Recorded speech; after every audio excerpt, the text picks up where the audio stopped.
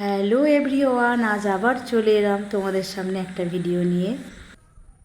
ই বাবা, তুমি চিংড়ি মাছগুলো নিয়ে এসেছো, দেখো একদম মাথাগুলো সব নষ্ট হয়ে গেছে গো।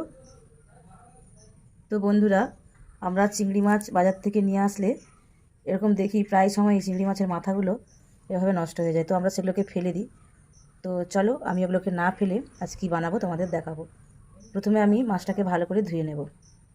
আমি মাছটাকে প্রথমে ভালো করে ধুয়ে নিচ্ছি, দেখো। তারপর আমি মাছের মাথার খোসাটাকে একদিকে ছাড়িয়ে রাখলাম আর মাছটাকে একদিকে ছাড়ালাম, দিয়ে ভালো করে দেখো মাছটাকে এবং মাছের খোসার মাথাটাকে ধুয়ে নিয়েছি। তারপর মাছের মধ্যে অল্প একটু লবণ এবং হলুদ গুঁড়ো দিয়ে মাখিয়ে নিলাম। জলটা ঝরে যাওয়ার পর আমি কড়াইয়ে তেল দিলাম, আর তেলটা গরম হয়ে যাওয়ার পর আমি ওই মাছটাকে কড়াইয়ের মধ্যে দিয়ে দিলাম। তারপর হালকা করে ভেজে নেব, কারণ বেশি ভাজলেই মাছটা শক্ত হয়ে যাবে। তো মাছটা আমার ভাজা হয়েই গেছে, এবার আমি উঠিয়ে নিলাম। আর ওই মাছ ভাজার কড়াইয়ে আমি 2-4টে শুকনো লঙ্কাকে দেখো ভেজে নিচ্ছি, কারণ চিংড়ি মাছের মাখা দিয়ে পান্তা খেতে আমার খুব ভালো লাগে। আর তোমাদের দাদাভাইকে একটা নারকেল ফাটাতে বলেছি, ওটা দিয়ে আজকে চিংড়ি মাছের মালাইকারিটা বানাবো।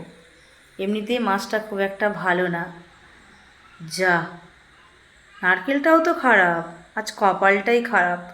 তো চলো, এটা বানাতে আমি কী কী নিচ্ছি দেখো। কয়েকটা রসুনের কোয়া, একটুখানি আদা, 3-4টে কাঁচা লঙ্কা, একটা টমেটো আর একটা গোটা পেঁয়াজ, এগুলো সবগুলো আমি মিক্সিতে ভালো করে বেটে নিলাম। তারপর কড়াইয়ে তেল গরম করে ওই বাটা মশলাটা দিয়ে দিলাম, আর ওর মধ্যে আমি দিয়ে দিলাম অল্প একটু হলুদ গুঁড়ো, একটু জিরে গুঁড়ো। তারপর মশলাটাকে একটু আমি ভালো করে ভেজে নেব। যতক্ষণ না মশলাটা তেল ছাড়বে ততক্ষণ অবধি আমি ভালো করে মশলাটাকে ভেজে নেব। সবশেষে আমি এর মধ্যে দিয়ে দেবো একটুখানি গরম মশলার গুঁড়ো এবং আর একটুখানি 1 চামচ মতো বাটার, আমুলের বাটার দিয়ে দিলাম। আর 1 কাপ মতো দুধ, ওটা গরুর দুধও দিতে পারো, পাউডার দুধও দিতে পারো, আবার সেদ্ধ দুধও দিতে পারো। তারপর ভালো করে মশলাটাকে ভেজে নিলাম। দেখো মশলাটা আমার ভাজা হয়েই গেছে। এরপর আমি এর মধ্যে দিয়ে দিলাম ওই ভেজে রাখা মাছগুলো। তো মাছগুলো ভালো করে মশলার সঙ্গে দিয়ে কষিয়ে নিলাম, কষা হয়ে গেছে। এরপর আমি এর মধ্যে দিয়ে দেব অল্প একটুখানি জল। তারপর দিয়ে দিলাম আমি পরিমাণ মতো লবণ এবং স্বাদ মতো চিনি।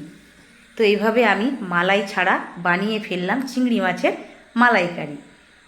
আর ওইদিকে দেখো, ওই চিংড়ি মাছের খোসার মাথাটাকে আমি বেটে নিয়েছি, তার মধ্যে দিয়ে দিয়েছি অল্প একটু বেসন, হলুদের গুঁড়ো, শুকনো লঙ্কার গুঁড়ো, জিরে গুঁড়ো এবং একটা পেঁয়াজের কুচি।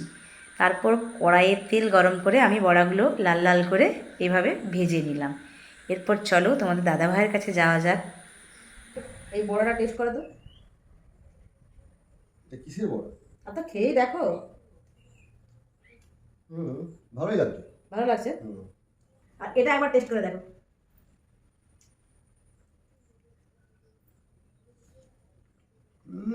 জাস্ট ওয়াও, দারুণ হয়েছে না? First class.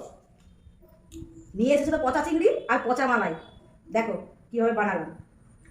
তো বন্ধুরা, যদি চিংড়ি মাছগুলো এরকম প্রবলেম হয়েই থাকে, আর যদি তোমাদের বাড়িতে নারকেল না থাকে, তোমাদের মালাইকারি খেতে ইচ্ছে হচ্ছে, তো এইভাবে বানিয়ে ফেলবে চিংড়ি মাছের মালাইকারি। চিংড়ি মাছের মাথাগুলো দিয়ে বানিয়ে ফেলেছি দেখো বড়া।